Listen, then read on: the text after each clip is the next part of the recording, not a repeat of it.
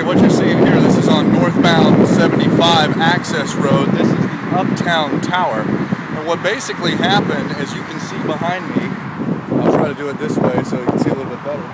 What happened is the car was driving down northbound access road. It says he got cut off. He said he was only driving 35 miles per hour. Police theorized that he was driving a little bit faster than that. He hits this berm here. And as you can see, when he hits the berm, he is then propelled airborne and hits the building there. And as he hits the building, he then flips on its side and lands over there on its side.